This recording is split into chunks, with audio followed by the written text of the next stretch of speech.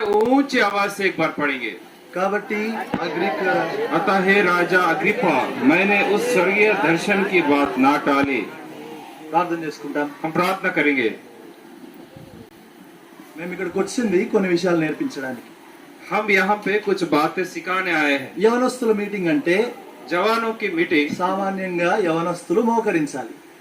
जवान लोग जरूर घुटने टेकना है। మేము సండే స్కూల్లో ఒక చిన్న పద్ధతి పాటిస్తాం. हम संडे स्कूल में एक नियम का पालन करते हैं। 1 2 3. 1 2 3। 1 అంటే మోకరించాలి.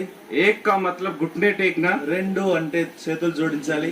2 का मतलब हाथ जोड़ना। 3 అంటే కళ్ళు మూసుకోవాలి. 3 का मतलब आंखें बंद करना। ఇది సండే స్కూల్లో చెప్తాం. మీరు కూడా సండే స్కూల్ పిల్లలాగే ఉన్నారు మా ముందు.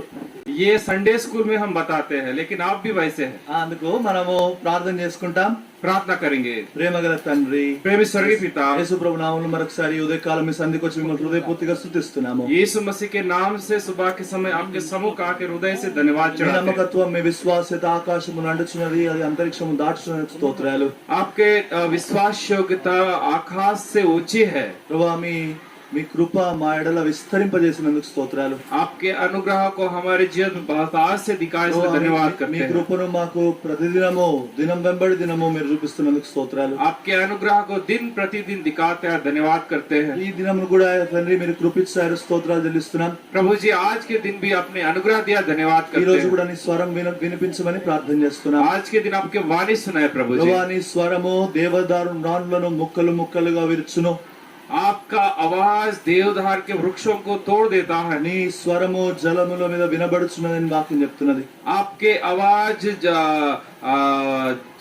बहते हुए जलों में सुनाई देता है। ప్రభువా, మీ స్వరము మాతో కూడా మాట్లాడుటకు ఆజ్ఞనివ్వండి. आपके वाणी हमसे बातें करने की आज्ञा दे प्रभु। ప్రభువా, దయ చూపించండి. प्रभु जी दया दिखाइए। మీరు ఆజ్ఞాపిస్తేనే మేము తండ్రి 5,000 మందికి పంచగలం. మీరు ఆజ్ఞాపిస్తేనే మేము 12 గంపలు ఎత్తగలం. आपकी आज्ञा से ही हम 5,000 लोगों को बांट सकते हैं। आपकी आज्ञा से ही हम 12 टोकरियां बटोर सकते మీ हैं। సహాయము కోరుకుంటూ, आपके साथ चाहते మీ हुए, ఆత్మ సంచారము కోరుతూ आपके आत्मा की संचार चाहते हैं। యేసు ప్రభు నామములో స్తుతించి ప్రార్థిస్తున్నాను తండ్రి. यीशु मसीह के नाम से प्रार्थना करते हैं, आमीन। నిన్నటి దినాన్ని నుంచి ఈ రోజు వరకు ప్రభు ఎంత కృపించారు. कल से आज तक परमेश्वर ने बड़ी अनुग्रह दिया है। నిజానికి మేము అక్కడ ఆరంభించిన దగ్గర నుంచి ఇప్పటి వరకు కూడా, మేము మా ఇంటి నుంచి స్టార్ట్ అయిన దగ్గర నుంచి ఇప్పటి వరకు ప్రభు కృపిస్తూనే ఉన్నారు. हमारे घर से जब हमने यात्रा शुरू किया तब से अब तक भी परमेश्वर ने हमारे जीवन अनुग्रह किया है। మీరు కూడా ఇక్కడ కూర్చోడానికి దేవుని కృప ఉంది. आप भी यहाँ बैठने के लिए परमेश्वर का अनुग्रह है। ఈ కృప అనే మాట హిందీలో ఏమన్నా ఉందా? అనుగ్రహ. సరే, ఈ మాట బైబిల్లో మంచి మాట ఉంది. ये पद बाइबल में एक अच्छा पद है। కృప వెంబడి కృప. अनुग्रह के बाद अनुग्रह। కృప వెంబడి కృప. अनुग्रह से अनुग्रह। ఈ కృప వెంబడి కృప అంటే ఎట్లుంటుంది తెలుసా? ये अनुग्रह से अनुग्रह कैसा होता है? మాకు మేము హైదరాబాద్ లో ఉంటాం. हम हैदराबाद में रहते हैं। మాకు నీళ్లు సరిగా రావు. हमें पानी अच्छा नहीं मिलता है। అందుకు మాకు ఏం చేస్తారంటే ఒక ట్యాంకర్ తీసుకొస్తారు. हमारे लिए एक टैंक लाते हैं। ఆ ట్యాంకర్ లో ఈ వాటర్ వస్తుంటే అందరూ బిందెలు పట్టుకొని పోతారు ఆడోళ్ళు. उस टैंक में जब पानी देते हैं सभी लोग स्त्रियां गुंडी लेके जाते हैं। వాళ్ళు నీళ్లు పట్టుకోవడానికి నాదంటే నాది కొట్టుకుంటుంటారు. वो पानी पकड़ने के लिए एक दूसरे को खींचते हैं। ఇప్పుడు ఈ సహోదరులకి అందము జుట్టు కదా, ये स्त्रियों का ये क्या बोलते हैं? సౌందర్య. सॉरी, बाल जो है सुंदरता है। నిజానికి వాళ్ళ సుందరమైన జుట్టులు పట్టుకొని ఊపుకుంటుంటారు. कभी कभी उन लोग अपने बाल पकड़ के भी ऐसा खींचते हैं। ఈ బిందెల కోసం నీళ్ళ కోసం కొట్టుకోవడం ఇది. ये पानी के लिए लड़ते हैं। అయితే వాళ్ళు ఏం చేస్తారంటే, ఇక్కడ ఒక మంచి విషయం ఉంది చూడండి. यहाँ पे एक अच्छी बात है। నీళ్ళు వస్తా ఉంటాయి, అక్కడ నుంచి पानी आते रहता है। బిందె పట్టుకుంటారు, गुंडी पकड़ते हैं। బిందె తీయగానే ఇంకో బిందె పెడతారు. ये गुंडी निकालते तुरंत और लगाएंगे। ఇంకో బిందె తీయగానే బిందె పెడతారు. और एक निकालते तुरंत दूसरा रखेंगे। ఎందుకంటే చుక్క నీళ్లు కింద పడినారు. मतलब एक बूंद भी नीचे जाने नहीं देंगे। బైబిల్లో దీని పేరే కృప వెంబడి కృప. बाइबल में इसका नाम ही है अनुग्रह के बाद अनुग्रह। ప్రభు కృప ఇస్తారు, प्रभु अनुग्रह देता ఆ है, కృప అయిపోగానే ఇంకో కృప ఇస్తారు, वो अनुग्रह के पश्चात दूसरा अनुग्रह देगा, ఇంకో కృప ఇస్తారు. और उसके पश्चात और अनुग्रह ఈ देगा। కృప కృప కృప పెరిగి ఎన్ని కృపలు వచ్చాయో ఇప్పటి వరకు మనకి. ये अनुग्रह बढ़ते हुए हमारे जीवन में बहुत सारे अनुग्रह प्राप्त ఈ किए। రోజు కూడా ఇక్కడ ఉన్నారంటే దేవుని కృపే. आज के दिन हम यहाँ है तो परमेश्वर की अनुग्रह है। నిన్నటి నుంచి మనము 3 బైబిల్ స్టడీలు చూసుకున్నాం. हम कल से 3 बाइबल स्टडी करते आए నిన్న हैं। ఉదయకాలం ఒకటి, सुबह एक, నిన్న మధ్యాహ్నం ఒకటి, कल दोपहर में, ఈ రోజు ఉదయకాలం ఒకటి. आज सुबह। ఈ 3 కూడా మీరు మంచిగా విన్నారని నేను నమ్ముతున్నా. ये 3 भी आप अच्छे सुने हैं, मैं विश्वास करता నిన్న हूँ। ఉదయకాలమున सुबह మన దర్శనము పెరుగుతూ రావాలని చూసాం. हमारे दर्शन में बढ़ोतरी होना है, हम देख चुके हैं। పౌలు తన దర్శనంలో ఎట్లా పెరిగినాడో చూసాం. पौलुस अपने दर्शन में किस तरह वो बढ़ते गया देख सकते हैं। గుర్తుందా? చెప్పగలరా ఏం పెరగడం అది? क्या आप बता सकते हैं कैसा बढ़ा है? వెలుగు, గొప్ప వెలుగు, సూర్య తేజస్సు కంటే మరి గొప్ప వెలుగు, వెలుగు, గొప్ప వెలుగు, సూర్య తేజస్సు, ఈ ప్రత్యక్షత పెరగాలి అని చూసాం. ज्योति, अधिक ज्योति और सूर्य से भी अधिक ज्योति, ऐसे बढ़ते जाना है। ఈ పెరగడములో ఉదయకాలం మనము ధ్యానిస్తూ వచ్చాం. ऐसे बढ़ने में हम सुबह के समय ध्यान करते हैं। నిన్నటి ఉదయకాలం ఇంకో విషయం కూడా చూసాం. ముందు దర్శనం చూడాలంటే నీ కళ్ళు ఉండాలా. कल के दिन और एक बात हम ध्यान कर चुके हैं कि यदि हमको दर्शन देखना है तो हमारे आंखें होना है। అది మొదటి బైబిల్ సెషన్. वो पहला बाइबल सेशन। రెండో బైబిల్ సెషన్ లో दूसरा, అన్న ఉదయకాలం కూడా గుర్తు చేశాడు. सुबह भी उसको याद दिलाया गया। బెంజామీనీయుడు, बेंजामिन, నలుగురు గురించి చూసాం. और 4 व्यक्तियों पर देखे। అన్న ఈ రోజు ఉదయం కూడా గుర్తు చేశాడు. आज के सुबह भी उसको याद दिलाया ఈ गया। రోజు ఉదయము आज के सुबह, ఈ రోజు ఉదయం ఏంటి आज के सुबह क्या था? చెప్పండి. పొద్దునే ఇందాకే కదా ఒక్క జ్యూస్ తాగగానే మర్చిపోయారా? एक जूस पी के पूरा भूल అలా गए। జ్యూస్ ఇవ్వకండి ఇంకా మీరు. अभी से आपको जूस नहीं मिलेगा। నిజానికి ఉదయకాలం మనం పిలుపుకి తగ్గినట్టుగా నడుచుకున్నట. सुबह के समय में उस बुलाहट के योग्य जीना। ఈ రోజు ఈ పౌలు ఎట్లా నడిచినాడో మనం అట్లా నడవాలని. आज के दिन पौलुस कैसा जिया ऐसा जीना। ఈ రోజు ఈ ఆఖరి సెషన్ ఇది బైబిల్ స్టడీలో. ये बाइबल स्टडी का आखिरी सेशन है। ఇంకా ఈ రోజు వెళ్ళిపోమని చెప్పట్లే. अभी आप निकल जाओ नहीं कह रहे हैं। సాయంత్రం, మధ్యాహ్నం, సాయంత్రం, రేపు కూడా మీటింగ్లు ఉన్నాయి. और कल भी मीटिंग रहेगा। అందుకు ఉండండి. చాలా అద్భుతమైన విషయాలు జరుగుతాయి. बहुत अद्भुत बातें ఈ बताएंगे। రోజు ఈ దర్శనములో, పెరిగే దర్శనములో మనం ఒక 6 సంగతులు చూస్తాం. आज के दिन इस बढ़ोतरी जो बढ़ते जाते उस दर्शन की 6 बातें हम देखेंगे। దీన్ని మీకు అర్థం కావడానికి ఒక 6 విషయాలు చెప్తాను. आपको ये जानने के लिए 6 बातें बताऊंगा। ఒకటి ఏంటంటే మనుష్యుడు చేసే 6 పనులు. एक ये है मनुष्यों का 6 काम। మనుష్యుడు చేసే 6 పనులు చెప్పనా? मनुष्यों का 6 काम बताओ। మొదటిది ఏంటంటే నిద్రపోవడం. पहला है सोना। నిన్న కూడా నిద్ర గురించి చూసాంగా. कल भी बहुत से लोग सोए। నిన్న అన్న చెప్పేశాడు. సరే, నిన్న పాపం వెనకాల కొంచెం మంది పడుకుంటున్నారు. సరే, నిద్రపోవడం మనుష్యుని లక్షణం. ये सोना मनुष्य का स्वभाव है। మీరు ఎంతమంది ఇప్పటి వరకు నిద్రపోలేని చేయతండి. आप अब तक कितने लोग नहीं सोए, आप दिखाएंगे।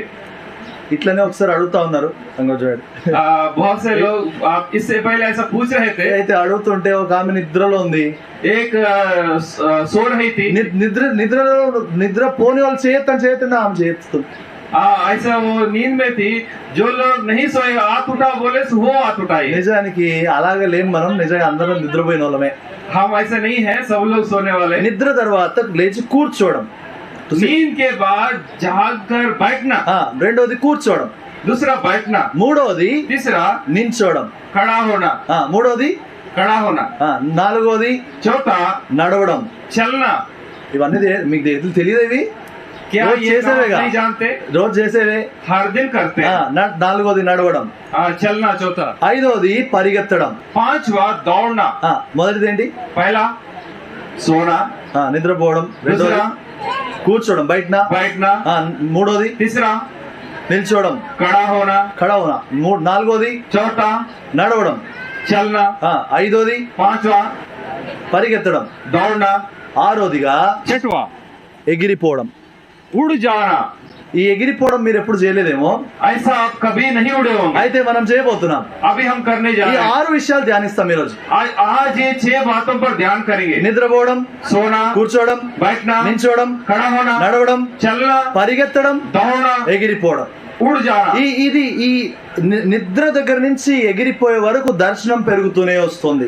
ये नींद से लेकर उड़ जाते तक ये दर्शन में बढ़ोतरी देखते हैं। ఈ ఆకాశము నుండి కలిగిన దర్శనమునకు మనం అవిధేయులు కాక ఈ 6 విషయాల్లో మనం కలిగి ఉంటాం. इस स्वर्गीय दर्शन को हम ना टालते हुए हम इस दर्शन में बढ़ेंगे। ఈ మొదటిదిగా నిద్రపోవడం. सबसे पहले सोना। నిద్రపోయినప్పుడు ఏమొస్తుందని చెప్పాను? जब कभी हम सोते हैं तो क्या आता है? కళలు వస్తాయి, దర్శనాలు सपना వస్తాయా? आता है। దర్శనాలు రావు. सोने से दर्शन नहीं मिलेगा। నిద్రపోతే దర్శనాలు రావు. सोने से दर्शन आपको नहीं मिलेगा। 6 వ్యక్తుల్ని చూద్దాం. हम 6 लोगों को देखते हैं। మొదటి నిద్రపోయిన వాడు पहला सोने वाले लोग యోహాను సువార్త 11:11. यूहन्ना रचित सुसमाचार 11:11। यूहन्ना का 11:11। ఆయన ఈ మాటలు చెప్పిన తర్వాత మన స్నేహితుడైన లాజరు నిద్రించుచున్నాడు, అతన్ని మేల్కొల్ప వెళదాం రండి అని చెప్పాను. उसने ये बातें कही और इसके बाद उसने उनसे कहने लगा, हमारा मित्र लाजर सो गया है परंतु मैं उसे जगाने जाता हूं। నిద్రపోయింది ఎవరు? कौन सोया है? ఎవరు? कौन? లాజరు. लाजर सो गया। లాజర్ ని ప్రభు అంటారు నిద్రలో ఉన్నాడు అంటాడు. लाजर के विषय प्रभु कहता है कि वो सो रहा है। నిజానికి నిద్ర అంటే మరణము, మృతి, చావు అనే దాని గురించి మాట్లాడతాం.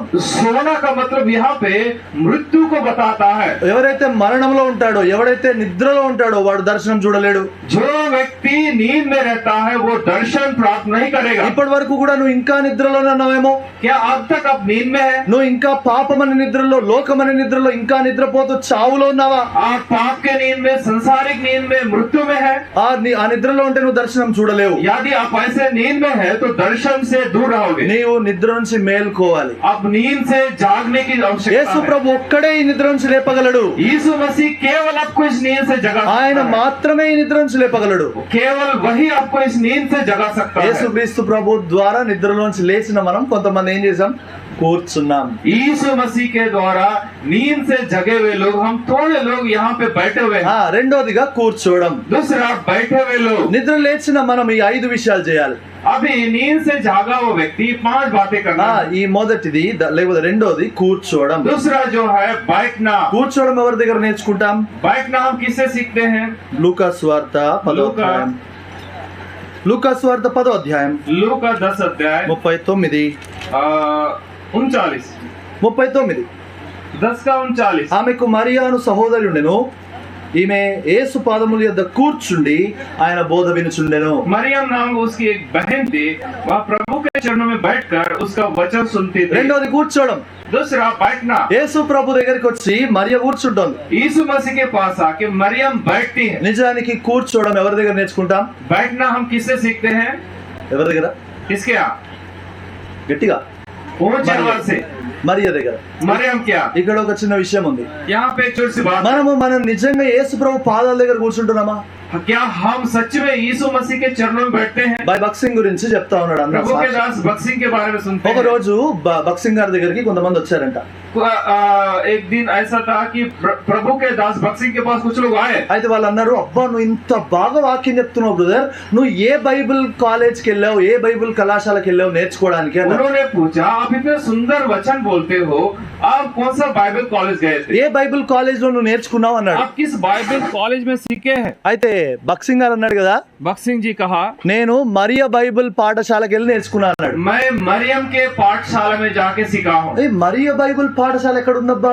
मरियम पाठशाला कहाँ है? అప్పుడు వీళ్ళు అడిగారు, బ్రదర్ బక్సింగ్ ఈ మరియ బైబిల్ పాఠశాల ఎక్కడుంది? तब उन्होंने पूछा, मरियम की पाठशाला कहाँ है? అయితే బక్సింగ్ గారు అన్నారు, యేసు పాదాల దగ్గర ఉంది. तो बक्सिंग जी ने कहा कि वो यीशु के चरणों में है। నిజానికి అందుకు ఆయన గొప్ప దైవజనుడు అయ్యాడు. इसलिए वो सच में महान परमेश्वर का जन बना। ఈ యొక్క దేవుని లేకపోతే యేసు ప్రభు పాదాల దగ్గర కూర్చున్న అనుభవం నీకుందా? क्या आपको ऐसा अनुभव है कि यीशु मसीह के चरणों में बैठना? మీరు చాలా మంది ఇక్కడ కూర్చో ఉన్నారు. आप यहाँ पे बहुत से लोग बैठे हुए చాలా हैं। సంతోషం. बहुत आनंद की बात ఈ है। రోజు కొంచెం మనం ముందు ఆరంభించుకున్నా కూడా అందరూ సమయానికి వచ్చి కూర్చున్నారు. हम आज के दिन थोड़ा पहले आरंभ किए हैं तो भी अब समय पर आए చూడండి, ఇంకోటి కూడా వచ్చి కూర్చోడానికి వచ్చింది అది. और भी एक जन बैठने आया। ఈ నిజానికి కూర్చోవడం మనుషుని లక్షణం, దాని లక్షణం కూడా. ये बैठना मनुष्यों का स्वभाव लक्षण है। నేను రక్షణ పొందిన కొత్తలో जब मैं उद्धार पाया आरंभ के दिनों में, రక్షణ సువార్త చెప్పాలని मुझे ये आशा था कि मैं सुसमाचार बताऊं। ఒక రోజు అందరికి చెప్పిన తర్వాత ఎవడు మనుషులు దొరకట్లే. एक दिन मैं सबको बताने के बाद कोई लोग नहीं मिल रहे थे। ఒక కుక్క దొరికింది, एक कुत्ता मिला దాన్ని పట్టుకొని "ఏ కూర్చో ఇక్కడ, और उसको पकड़कर बोला कि సర్వ बैठ जा। సృష్టికి సువార్త చెప్పమన్నాడు నా ప్రభు. मेरे प्रभु ने कहा कि सारे सृष्टि को सुसमाचार बताओ। నువ్వు కూడా సృష్టివే, నమ్ముకో యేసు, లేకపోతే నరకం పోతావు. आप भी सृष्टि है, इसलिए आप यीशु पर विश्वास करो, नहीं तो नरक जाओगे। నిజానికి ఇది పిచ్చితనం అనుకుంటున్నారా? ये क्या पागलपन सोच रहा ఒక हो? గొప్ప దైవజనుడు एक महान परमेश्वर के जन, ఆయన అడవిలోకి వెళ్ళి గట్టిగా అరిచేవాడు. वो जंगलों में जाके ऊंचे आवाज से चिल्लाया करते थे। అన్ని చెట్లు ఉండేవి, बहुत सारे पेड़ पौधे होते थे। ఆయన గట్టిగా యేసుక్రీస్తు ప్రభు రక్షకుడు, ఆయన అంగీకరించండి అని అరుస్తుండేవాడు. वो ऊंची आवाज से कहते थे यीशु मसीह उद्धार करता है, उसे अंगीकार करो। ఒక్క మనిషి ఉండేవాడు కాదు. कोई लोग नहीं रहते थे। అయితే ఆయన గొప్ప దైవజనుడు అయ్యాడు. ఆయన పేరు బిల్లీ గ్రహాం. एक दिन वो बड़ा परमेश्वर का जन बना, उसका नाम है बिल्ली ग्राहम। ఆయన ఒక్కసారి మీటింగ్ పెడితే కనీసం 3-4 లక్షల మంది కూడుకుంటారు. वो एक बार मीटिंग लगाने से लगभग 3.5 लाख लोग बैठते నేను हैं। అది విని అమ్మ నేను కూడా స్వార్థ చెప్పాలి కుక్కలకని. मैं वो सुनकर कुत्ता को भी सुसमाचार बता दिया। నిజానికి రెండోది ఏంటి? दूसरा क्या है? కూర్చోవడం. మూడోది చూస్తాం చూడండి, बैठना। तीसरा देखते हैं నిర్గమకాండం निर्गमन पुस्तक 33 33 33వ అధ్యాయము 22వ వచనం. 33 का 22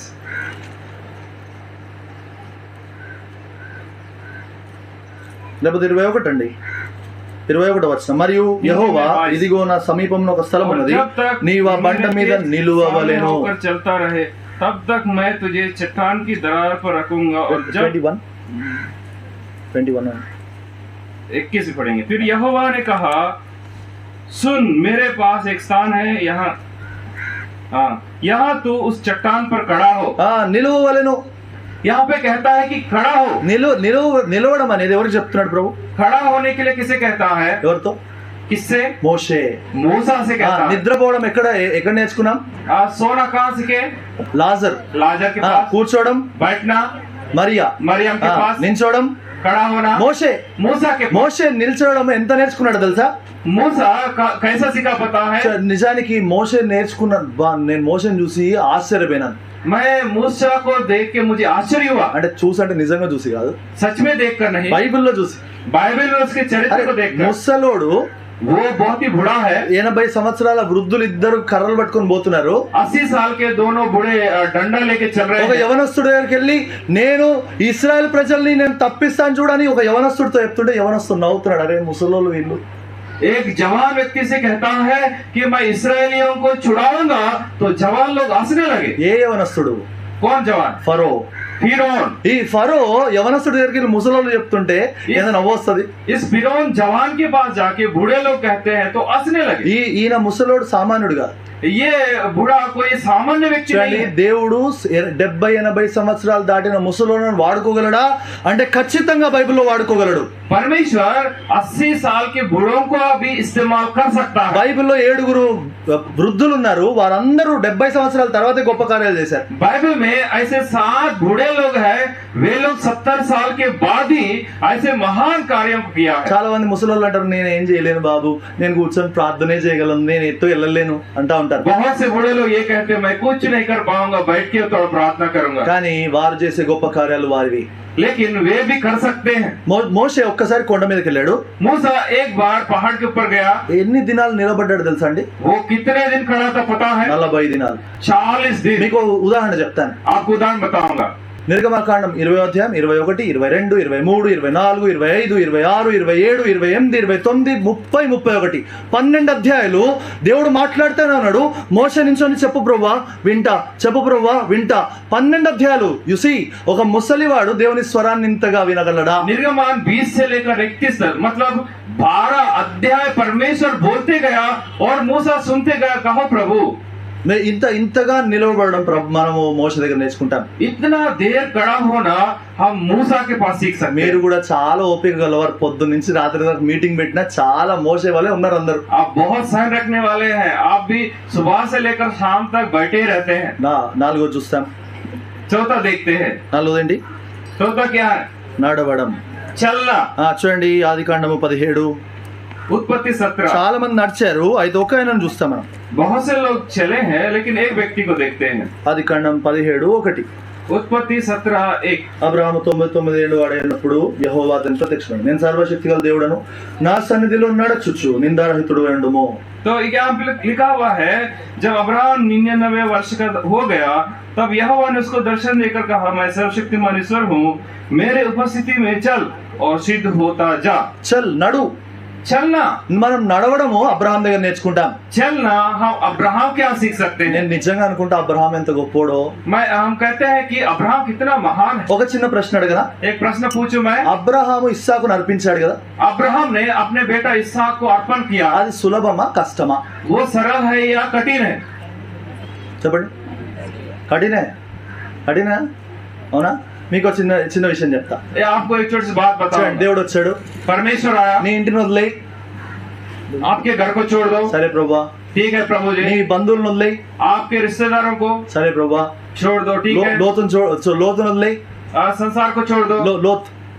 लूत को छोड़ दो। లోతును వదిలేయి. సరే ప్రభా. ठीक है प्रभु जी। తర్వాత ఇష్మాయిల్ను వదిలేయి. इस्माइल को छोड़ दो। సరే ప్రభా. ठीक है प्रभु। ఇస్సాకును వదిలేయి. इसहाक को छोड़ दो। సరే క్షమించండి, హాగరును వదిలేయి. हागर को छोड़ दो। సరే ప్రభా. ठीक है प्रभु। ఇవన్నిటికీ అన్ని వదిలే అంటే ఈయనకు అలవాటు అయిపోయింది. సరే ప్రభా. లాస్ట్ లో ఈయన ఇస్సాకును వదిలేండి. సరే ప్రభా తీసుకపో. ఇంకా उसको भी आदत हो गया कि परमेश्वर छोड़ दो छोड़ दिया, और जब इसहाक को मांगा देने के लिए तैयार हो ఆయన गया, నడక చూడండి. तो उसका चाल को हम देख सकते हैं। మొదట ఇంటి నుంచి తన సొంత కొడుకు దాకా ఇచ్చేసినాడు. पहले अपने घर से लेकर अपने बेटे तक छोड़ दिया। దేవుడు చిన్న శ్రమను అనుగ్రహిస్తాడు. లేకపోతే మన జీవితంలో ఆయన ఒక చిన్న శ్రమ పెడితేనే మనం తట్టుకోలేం. हमारे जीवन में परमेश्वर छोटा सा दुख लाने से हम नहीं सह నీ सकते। జీవితంలో ఎట్లా నడుస్తున్నావు? क्या आपके जीवन में कैसे चल रहा है? శ్రమలు వచ్చినప్పుడు, బాధలు వచ్చినప్పుడు, కష్టాలు వచ్చినప్పుడు, అరే ఏసొద్దేమొద్దు, ఎందుకు ఈ దేవుడు నాకు ఏం చేశాడు అంటున్నావా?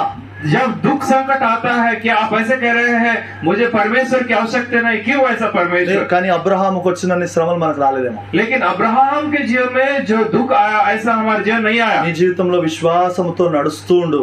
आपके जीवन में आप विश्वास के साथ चलते रहना। పరిగెత్తుట. अभी दौड़ना। ఐదోదిగా పరిగెత్తుట. ఎవరు పరిగెత్తారు? पांचवा दौड़ना। చూడండి, ఫిలిప్పీ పత్రిక फिलिपियों पत्री 3వ అధ్యాయం. फिलिपी 3 మనం ఒక్కొక్కరిని చూస్తున్నాం. हम एक एक को देखते हैं। చూడండి, ఫిలిప్పీ పత్రిక 3వ అధ్యాయము फिलिपी 3:14 14. క్రీస్తు యేసునందు దేవుని ఉన్నతమైన పిలుపునకు బహుమానం పొందు గురి యొద్దకే పరుగెత్తుచున్నాను. పరుగెత్తుట ఎవరైనా कौन है ये? పౌలు. పౌలు పరిగెత్తుతున్నాడు.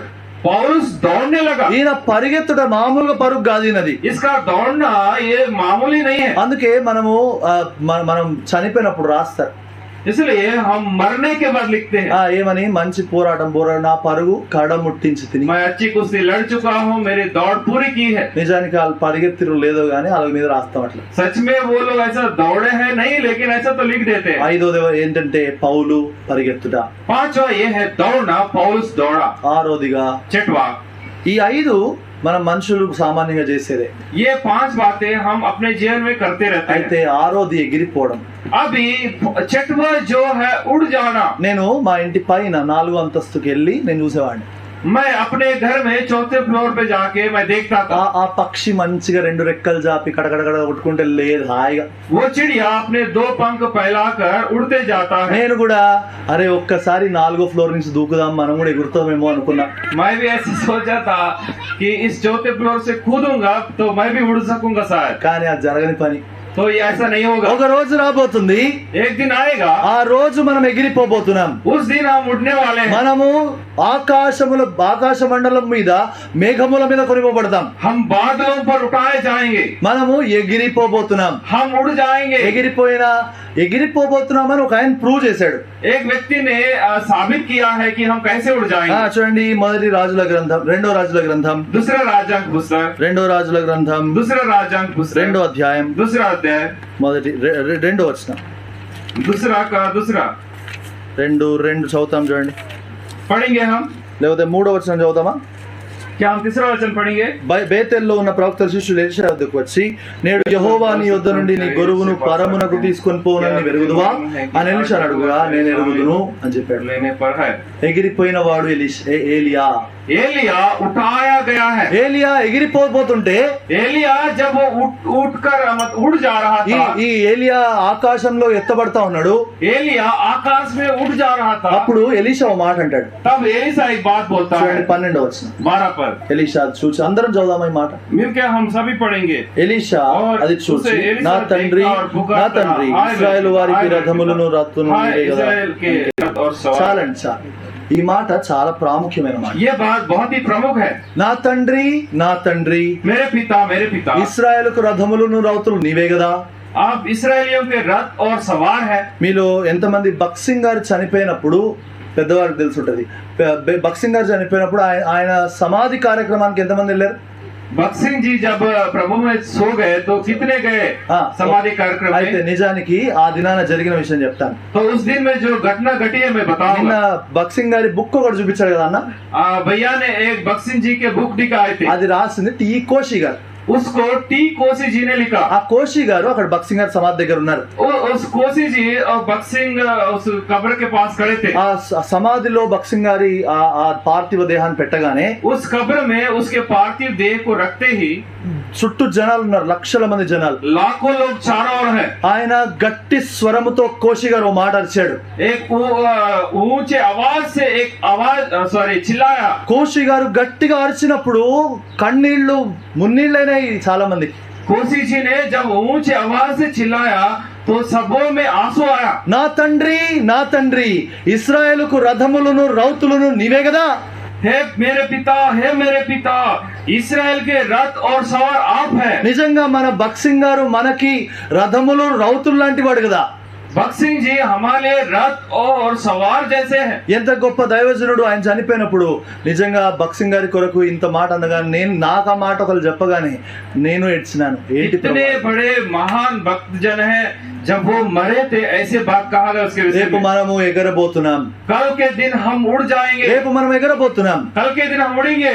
నిన్న మొన్న అన్న ఒక పాట పాడిచ్చాడు, బ్లెస్డ్ అష్యూరెన్స్ అని ఇంగ్లీష్ పాట. इससे पहले हम गीत गाए थे. ఆ పాట రాసింది ఒక గుడ్డావిడ. उस गीत को एक अंधी स्त्री ने लिखी है. ఒక రోజు ఒక పెద్ద మీటింగ్ జరుగుతా ఉంది. एक दिन एक बड़ा सभा हो रहा ఆ था. మీటింగ్ లో ఈమెని గుడ్డావిడిని పిలిచారు. उस सभा में इस अंधी को बुलाया. అయితే వాళ్ళు చెప్తున్నారు, మన మధ్యలో ఈ ఫానీ క్రాస్బీ ఈ సహోదరి పాపం చిన్నప్పుడే ఆమె గుడ్డిదైపోయింది, కళ్ళు కోల్పోయిందని చెప్పారు. वो उसके बचपन में ही उसने दृष्टि खो दी है. అయితే పాపం ఆమె వచ్చి సాక్ష్యం చెప్తుంది అన్నారు. वो आके अभी गवाही ఆమె बताएगी. మెల్లిగా తడుముకుంటూ వచ్చి పట్టుకుంది.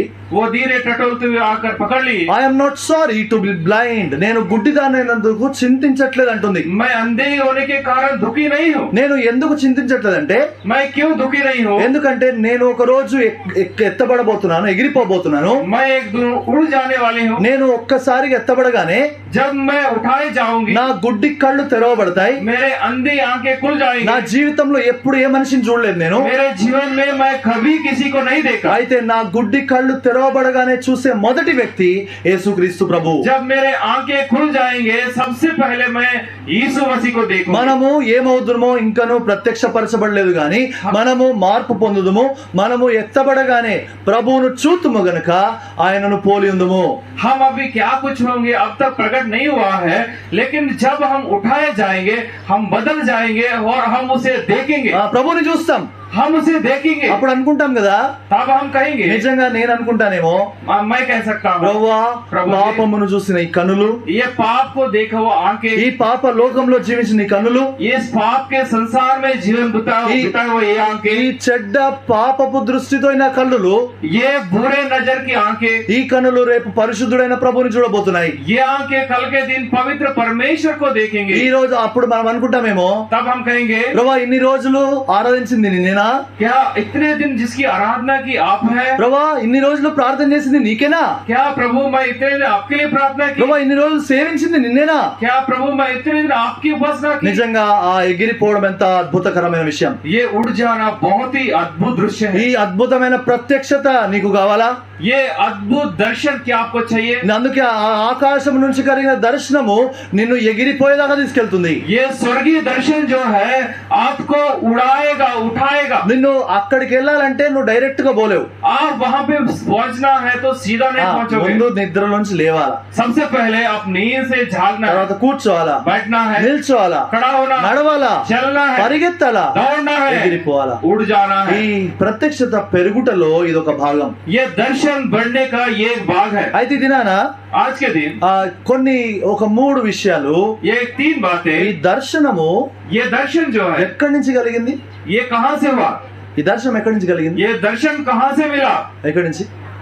ఆకాశము నుండి. ये दर्शन स्वर्ग से मिला। ఆకాశము నుంచి దర్శనం ఒకటే కలిగిందా? क्या दर्शन केवल एक ही स्वर्ग से मिला? నో ఆకాశం నుంచి దర్శనం ఒక్కటేనా, ఇంకేమైనా కలిగాయా? स्वर्ग से क्या दर्शन एक ही या और कुछ मिला? దానిలో ఒక 3 విషయాలు చూస్తా. उसमें से हम 3 बातें ఆకాశము నుండి లేకపోతే పరలోకం నుండి దిగి వచ్చినవి అవి 3 చూస్తాం. स्वर्ग से उतर आए हुए 3 बातों को देखेंगे। చూడండి, మొదటిది पहला అపోస్తల కార్యాలు प्रेतों के काम, 2వ అధ్యాయం. చాలా ఉన్నాయి, పరలోకం నుంచి దిగి వచ్చినవి చాలా ఉన్నాయి, स्वर्ग से ఆకాశం నుండి వచ్చినవి చాలా ఉన్నాయి. आकाश से स्वर्ग से बहुत सारे हैं। అయితే 3 మాత్రం చూసి ముగిస్తాం. केवल 3 बातें देख के हम अंत करेंगे। మొదటిది 2వ అధ్యాయము, दूसरा अध्याय అపోస్తల కార్యాలు 2వ అధ్యాయము प्रेतों के काम, दूसरा अध्याय 2వ వచనం. అప్పుడు వేగముగా వీచు బలమైన గాలి వంటి ఒక ధ్వని ఆకాశము నుండి అకస్మాత్తుగా వారు కూర్చుని ఉన్న చోట ఉన్న ఇల్లంతయు నిండెను. అక్కడ పరిశుద్ధ 4వ వచనం. అందరూ పరిశుద్ధాత్మతో నిండిన వారి वे ఆ सब ఆత్మ पवित्र వారికి आत्मा से వాక్ भर శక్తి गए और जिस प्रकार आत्मा ने उन्हें बोलने सामर्थ्य दी, वे अन्य भाषा बोलने लगे। పరిశుద్ధాత్మ దేవుడు పైనుంచి వచ్చినవాడు. पवित्र आत्मा परमेश्वर ऊपर से उतरा है। ఆ పరిశుద్ధాత్మ దేవుడు మనము సామాన్యంగా నేను ఒకసారి ఒక సహోదరుడు నన్ను ఒక మాట అన్నాడు. एक भाई ने एक बात बोला। ఆయన ఏమన్నాడంటే, మీరు ఏ సంఘానికి వెళ్తావు తమ్ముడు అన్నాడు. उसने कहा आप किस संगति में जाते हैं? అయితే నేను నన్ను హెబ్రోన్ సహవాసం, బక్సింగ్ గారి సహవాసం. मैं बक्सिंग जी के अब्रोन कलिसिया में जाता हूँ। ఆయన అన్నాడు, ఏ పరిశుద్ధాత్మని నమ్మని హెబ్రోన్ ఎందుకు వెళ్తున్నావు? उन्होंने कहा कि पवित्र आत्मा को नहीं मानने वाले अब्रोन में क्यों जाते అరే हैं? పరిశుద్ధాత్మ లేని హెబ్రోన్ అది. और वो पवित्र आत्मा के बिना रहने वाले अब्रोन है। నిజానికి ఆయన అన్నాడు, మీరు ఎప్పుడైనా పరిశుద్ధాత్మ గురించి బోధించారా? कभी भी आप पवित्र आत्मा के विषय में उपदेश किए हैं? పరిశుద్ధాత్మతో ఊగిపోయారా?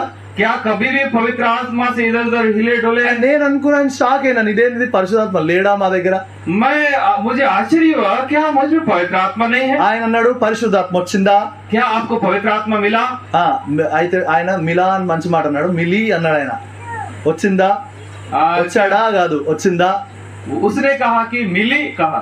నిజానికి పరిశుద్ధాత్మ దేవుణ్ణి మనం గౌరవించాలి. इसलिए पवित्र आत्मा का हम आदर చాలా करना। తెలుగులో చాలా వరకు ఏమంటారు అంటే పరిశుద్ధాత్మ వచ్చిందా పోయిందా అనకూడదు. पवित्र आत्मा को हम आई क्या गई ऐसा नहीं बोलना। ఆయనని గౌరవముగా యేసు ప్రభు వచ్చిందా అంటామా? यीशु प्रभु आई है बोलते हैं हम, అలా అనం కదా. ऐसा नहीं बोले। పరిశుద్ధాత్మ దేవుణ్ణి గౌరవించాలా. इसलिए पवित्र आत्मा का भी हम आदर ఆ करना। పరిశుద్ధాత్మ దేవుడు पवित्र आत्मा ఆయన परमेश्वर పరలోకం నుంచి కిందకి దిగి వచ్చినవాడు. स्वर्ग से इस पृथ्वी पर उतर आया। మనం నిజంగా హెబ్రోన్ లో నమ్మమా పరిశుద్ధాత్మని? क्या हम विश्वास नहीं करते हैं? సరే, ఒక చిన్న ప్రశ్న అడుగుతాను. एक प्रश्न पूछूंगा। పరిశుద్ధాత్మ దేవుడు రక్షణ పొందగానే నీలోకి వస్తాడా, బాప్తిస్మం తీసుకున్న తర్వాత నీలోకి వస్తాడా? पवित्र आत्मा परमेश्वर आप उद्धार पाने के बाद में आएगा या बपतिस्मा पाने के बाद आप में आएगा? పరిశుద్ధాత్మ అంటేనే లేని గోలలన్నీ లోకంలో ఉన్నాయి. ఎన్నో బోధలు. पवित्र आत्मा के विषय में बहुत सारे उपदेश है, भिन्न भिन्न उपदेश है। అందుకు మీకు తెలియదేమో. సరే, అవి नहीं जानते सर। ఒక వచనం చూద్దాం, చూడండి. एक वचन देखेंगे हम। ఎఫెసీ పత్రిక एफएसी మొదటి అధ్యాయం 13 1:13.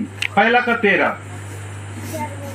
మీరును సత్యవాక్యమును అనగా మీ రక్షణ సువార్తను విని पर भी క్రీస్తునందు విశ్వాసముంచి వాగ్దానము చేయబడిన ఆత్మ ద్వారా ముద్రించబడితిరి. विश्वास की प्रति- మీరు విశ్వాసం ఉంచగానే ఆత్మదేవుడు వచ్చి ముద్రించేశాడు. जब कभी आप प्रभु पर विश्वास करते हैं तभी आत्मा की छाप लगाया ఆ जाता है। ఆత్మదేవుని ద్వారానే ఒప్పుకున్నావు, ఆత్మదేవుని ద్వారా నడిపించబడుతున్నావు. आत्मा परमेश्वर के द्वारा ही अपने पापों को आप कबूल किए हैं और चल रहे हैं। అయితే పరిశుద్ధాత్మదేవుని కార్యము అత్యధికముగా బాప్తిస్మం తర్వాత ఉపయోగపడుతుంది. बपतिस्मा के द्वारा पवित्र आत्मा की कार्य बहुत आज से इस्तेमाल होता है। నిజానికి పరిశుద్ధాత్మదేవుని హెబ్రోన్ నమ్మదా? क्या सच में भवन के लोग विश्वास नहीं करते हैं? ఒక మాట మీకు చెప్తాను, एक बात मैं చాలా बताऊं। అద్భుతమైన విషయం చెప్తాను. एक बहुत अद्भुत बात बताऊंगा। ఈ బక్సింగ్ గారు 27 పుస్తకాలు వరకు రాశాడు. प्रभु के दास ने लगभग 47 पुस्तक लिखा है। నిజానికి ఆయన ఏ పుస్తకం రాయలేదు. सच में वो कोई पुस्तक नहीं लिखा ఆయన చెప్పిన వర్తమానాల్ని వాళ్ళు షార్ట్ హ్యాండ్ టైపింగ్ చేశారు. और उसने जो संदेश दिया है उसको टाइप किए हैं। దానిలో పెద్ద పుస్తకం ఏది తెలుసా మీకు? उसमें सबसे बड़ा पुस्तक क्या पता है? దైవ మర్మములు. ईश्वरीय वेद। ఈ దైవ మర్మములు అది పెద్ద పుస్తకం. ईश्वरीय वेद जो है बड़ा पुस्तक है। ఆ దాంతో పాటు సమమైన పుస్తకం ఏది తెలుసా? అంతే పెద్ద పుస్తకం. लगभग उसके समान और एक पुस्तक है, పరిశుద్ధాత్మ. पवित्र आत्मा। సౌడు బక్సింగ్ గారు రాసిన గొప్ప పుస్తకాల్లో అద్భుతమైన పుస్తకం పరిశుద్ధాత్మ. बक्सिंग जी ने जो पुस्तक लिखा है सब में से और एक अद्भुत पुस्तक है पवित्र आत्मा। పరిశుద్ధాత్మ దేవునితో నింపబడాలి. पवित्र आत्मा से हम भर जाना है। పరిశుద్ధాత్మ దేవుని గురించి అద్భుతమైన వివరణ ప్రకటన గ్రంథం నుంచి రాశాడు ఆయన. पवित्र आत्मा के विषय में एक अद्भुत विवरण उसने प्रकाशित वाक्य में से लिखा। అయితే तो నిజానికి వీళ్ళు ఏమనుకుంటారంటే वे लोग सोचते हैं పరిశుద్ధాత్మ దేవుడు వస్తే ఊగిపోవాలి, पवित्र आत्मा परमेश्वर आने से हिल जाना है, కింద పట్టుకోగానే కింద పడి కొట్టుకోవాలి. नीचे गिरकर तड़पना है। చూడండి బైబిల్లో కింద పడి ఆ పరిశుద్ధాత్మ రాగానే కింద పడి కొట్టుకున్నట్టు ఏ వచనం లేదు. बाइबल में जब पवित्र आत्मा आता है नीचे गिरकर तड़पते हैं, ऐसा कोई नहीं మీరు करता। చూసారు కదా టీవీలో అట్లా చూస్తారా? आप కింద పడి टीवी ఓ में కొట్టుకుంటూ- देखते हैं ఆ, పరిశుద్ధాత్మ దేవుడు వస్తే ఊగిపోవాలి కొట్టుకోవాలి ఎక్కడ లేదు బైబిల్. पवित्र आत्मा में पवित्र आत्मा जब आता है कोई कभी ऐसा नहीं हुआ है। అయితే కింద పడి కొట్టుకున్న రోజులు ఉన్నాయి. लेकिन जब नीचे गिरकर तड़पते हैं ऐसा कुछ दिन है। ఎప్పుడు ఎప్పుడు పడతారో తెలుసా? कब गिरेंगे पता है? చూడండి మార్క్స్ వార్త 1:26. मार्कुस 1:26 చూడండి ఎప్పుడు కింద పడి కొట్టుకుంటారంటే कब नीचे गिर के तड़पते हैं? అందుకు యేసు ఊరకుండుము వాడిని విడిచిపోమని దాన్ని గద్దింపగా ఆ పవిత్రాత్మ వాడిని విలవిలలాడించి పెద్ద కేక వేసి వాడిని విడిచిపోయాను. 1:26 మార్క్స్ వార్త 1:26 में पढ़ता हूँ। तब अशुद्ध आत्मा उसको मरोड़ कर और बड़े शब्द से चिल्लाकर उसमें से निकल गई। విలవిలలాడించనుందను कर लिए కింద मरोड़ कर కింద పడి తెలుగులో ఎలా ఉండదంటే వాడు విలవిల కొట్టుకుంటున్నాడంట. तेलुगु में ऐसा लिखा हुआ है वो नीचे गिर के तड़पने लगा। వాడు అలా కొట్టుకోవడానికి ఏది కారణం? ऐसा होने का कारण क्या है? పరిశుద్ధాత్మ కాదు, అపవిత్రాత్మ. ये पवित्र आत्मा नहीं है, अशुद्ध आत्मा। పరిశుద్ధాత్మ దేవుడు వస్తే సీదా మంచిగా మనలా కూర్చుంటారు. पवित्र आत्मा आने से हम जैसे सीधा अच्छा सुंदर बैठेंगे। పరిశుద్ధాత్మ దేవుడు వస్తే మరియ వలె యేసు పాదాల దగ్గర కూర్చొని ప్రభువా చెప్పు వింటామని ఇలా కూర్చుంటారు. पवित्र आत्मा हम में आने से मरियम के जैसा यीशु मसीह के चरणों में बैठकर तప్పుడు బోధన- प्रभु जी कहना मैं सुनूंगी। తప్పుడు బోధలకు జాగ్రత్తగా ఉండాలి. हम गलत शिक्षाओं से दूर रहना। పరిశుద్ధాత్మ దేవుడు మన జీవితాల్లో ఉన్నారు. पवित्र आत्मा हमारे जीवन में है। పరిశుద్ధాత్మ దేవుడు మన జీవితం నడిపిస్తున్నాడు. पवित्र आत्मा हमारे जीवन को चला रहा है। అయితే నీ జీవితాన్ని పరిశుద్ధాత్మ దేవునికి ఇచ్చావా? क्या आपके जीवन को अपने पवित्र आत्मा को सौंपा? పరిశుద్ధాత్మ దేవుని ద్వారా నడిపించబడుతున్నావా? क्या पवित्र आत्मा के द्वारा चलाए जा रहे हैं? బక్సింగ్ గారి జీవితంలో విషయం చెప్తాను. एक दिन बक्सिंग जी के जीवन में एक घटना बताऊंगा। పరిశుద్ధాత్మ దేవుడు ఇంతో బక్సింగ్ గారితో చెప్పాడు, पवित्र आत्मा परमेश्वर ने बक्सिंग जी से कहा బక్సింగ్ ట్రైన్ ఎక్కు. बक्सिंग जी आप ट्रेन चढ़ो। సరే ప్రభు ట్రైన్ ఎక్కాడు. ठीक है प्रभु जी बोल के ट्रेन चढ़ा। ఎక్కడో దూరానికి వెళ్ళాక बहुत दूर जाने के बाद బక్సింగ్ ట్రైన్ దిగు. उसने कहा बक्सिंग जी ट्रेन उतरो। ఆయన దిగాడు. उसने उतरा। నడు अभी पैदल जाओ। వెళ్తున్నాడు ఒక దగ్గర ఆగు అన్నాడు. वो पैदल जाते जाते और परमेश्वर ने कहा रुको, నువ్వు ఇక్కడ సాక్ష్యం చెప్పు ఆరంభించు. अभी यहाँ पे गवाही बताओ। बोला ప్రభు ఎవ్వరు లేరు ఇక్కడ. प्रभु जी यहाँ पे तो कोई नजर नहीं आ रहे। నువ్వు చెప్పు అంతే. आप बताओ। ఆయన చెప్తా ఉన్నాడు. वो बताने लगा। ఇందాక బిల్లి గ్రాహం గారి గురించి విన్నాం కదా.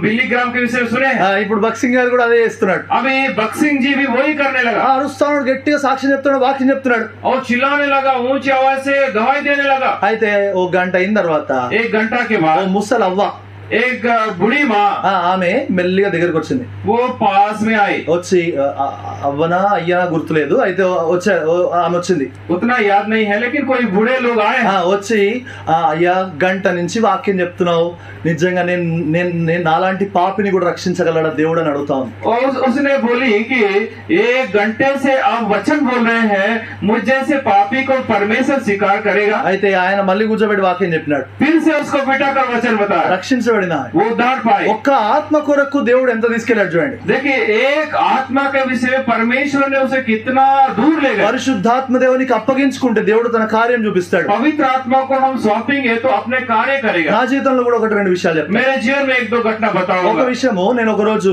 కోయంబత్తూరులో కూర్చోన్నాను. एक दिन मैं कोयम्बतूर में बैठा था, అక్కడ నేను ట్రైన్ ఎక్కాలి, బస్ స్టాప్ లో ఉన్నాను. పక్కనే బస్ స్టాప్, ఇది ట్రైన్ అది.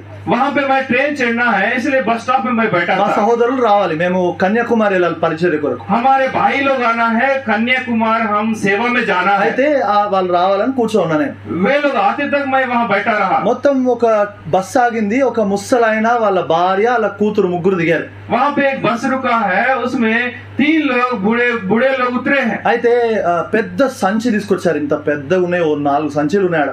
उन्होंने बड़े बड़े बोरे लेके आए हैं, దాని లోపల ఏవో సామాన్ ఉంది. उसमें कुछ सामान भी है। అయితే నాకెందుకో ప్రేరేపణ వచ్చింది, ఆత్మదేవుడు చెప్తున్నాడు వెళ్ళు సహాయం చేయి.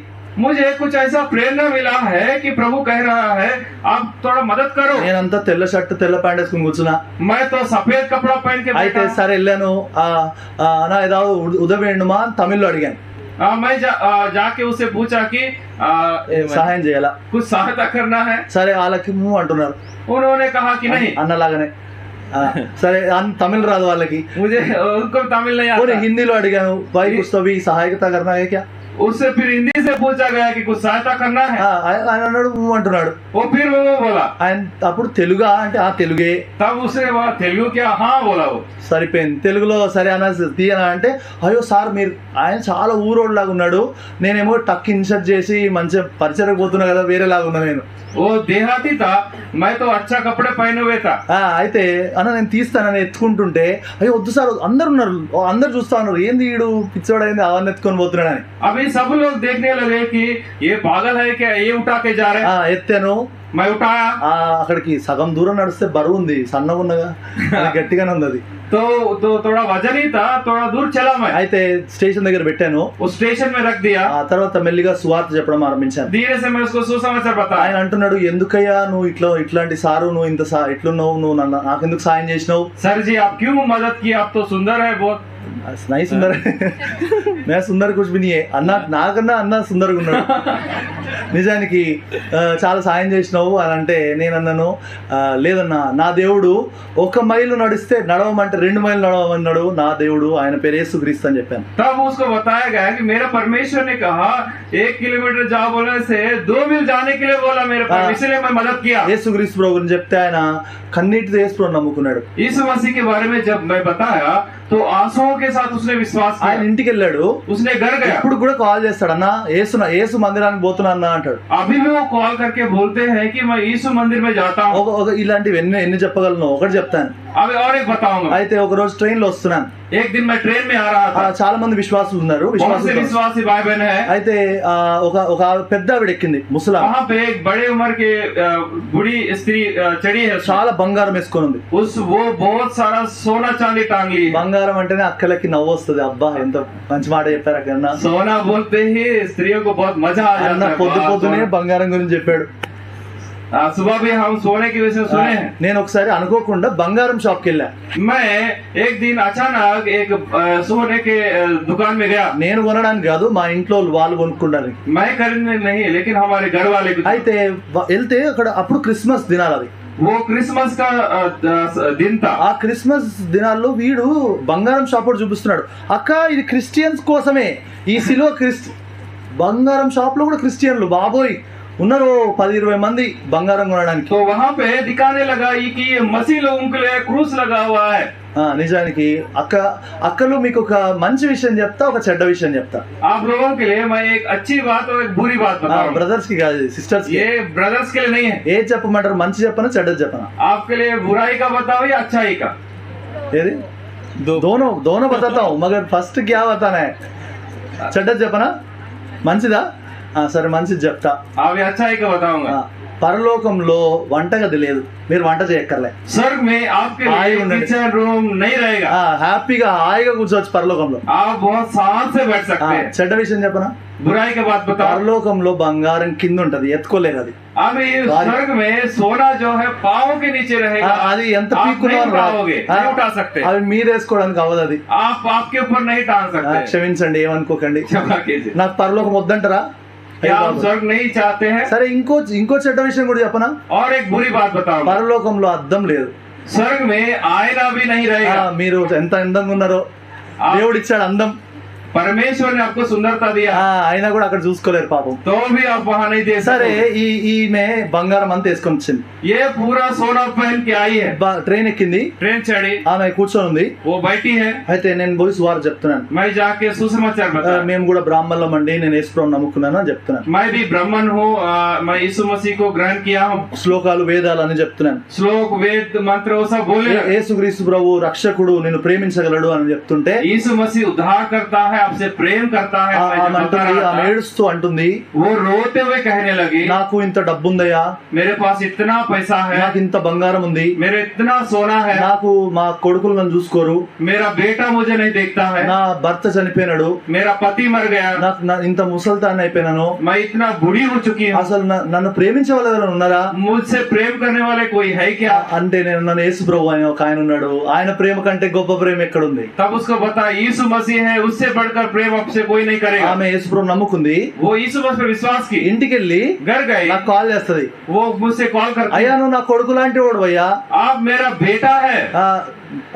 ఆస్తి అడుగుదాం అనుకున్నా, బాగోదని అడగలే. मैं तो पूछा, संपत्ति पूछना चाहता था, लेकिन सही नहीं है. కొడుకు అందిగా, बेटा बोले, బంగారం నీ యొక్క थोड़ा सोना दो. సరదాగా అంటున్నా, కానీ నిజానికి ఆమె మందిరానికి వెళ్తా ఉంది. सच में वो अभी भवन जाती है, దేవుని మందిరానికి వెళ్తుంది. परमेश्वर के भवन जाती దేవుడు है. తన ఆత్మ ద్వారా నడిపిస్తే ఇలాగూ జరుగుతుంది. परमेश्वर अपने आत्मा के द्वारा चलाता है तो ऐसा నీ होगा. జీవితం పరిశుద్ధాత్మ దేవునికి ఇచ్చావా? क्या आपके जीवन को पवित्र आत्मा को दिया है? నీ శరీరం ఏం చెప్తే అది వింటున్నావా? ఆత్మదేవుడు చెప్పిన మాట వింటున్నావా? आपके शरीर का बात सुन रहे हैं या आत्मा परमेश्वर की? ప్రభువా నువ్వు చెప్పు ప్రభువా వింటా అని చెప్పే మాట నీ నోట్లోంచి వస్తుందా? क्या आपके मुंह से यह शब्द आ रहे हैं, प्रभु जी आप कहना मैं सुनूंगा? ఇంకా రెండు మాటలు త్వరగా చూసి ముగించేస్తాం. और दो बातें देखेंगे. మత్తయి సువార్త 4 मत्ती 4. పైనుంచి ఆకాశం నుంచి వచ్చినవేవి అని చూస్తున్నాం.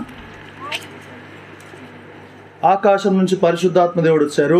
రెండోది 17 వచనం, 3వ అధ్యాయం 17 మత్తయి సువార్త 3:17 वचन.